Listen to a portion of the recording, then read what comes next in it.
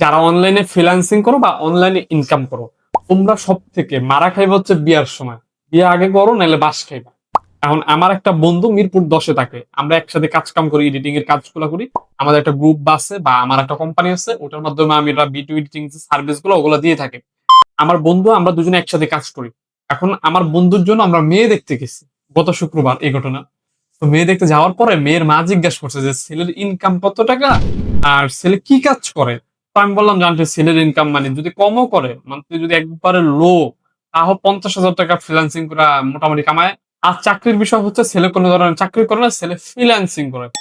যেই শুনছে ফ্রিল্যান্সিং, এই কথা শুই না মেয়ের মা তো মেয়েরে কয় তোরা আমি কাইটটা কাইটটা কাইটটা নদীর ভিতরে বাসায় দিন, তারপর তোর এই ছেলের সাথে বিয়া দিন না।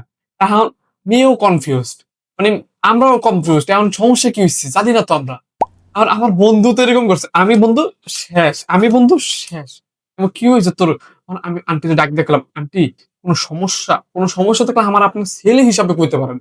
কয় বাবা এই ছেলের দ্বারা তো আমার মাইয়া বিয়া দিন না। আমি বলি, কে? ছেলে টেহা ইনকাম করে, ছেলের কোনো বস নাই, কোনো অফিসের প্যারা নাই, ছেলে তো ভালো আন্টি, বাড়ি গাড়ি আছে আলহামদুলিল্লাহ। এখন বলতেছে কি যে কয় এই ছেলে আজকে আমার মেয়ের বিয়া করব, কালকে নিয়া ফ্রিল্যান্সিং করা আমার মাইয়ারে বেচতে টাকা কামাইবা, আমার গিটিয়ার বাগ দিব কেমনে? আমি মাইয়ারে বেচতে টাকা কামাইবো কেমনে? আর কাপড় ব্লগিং করবো না?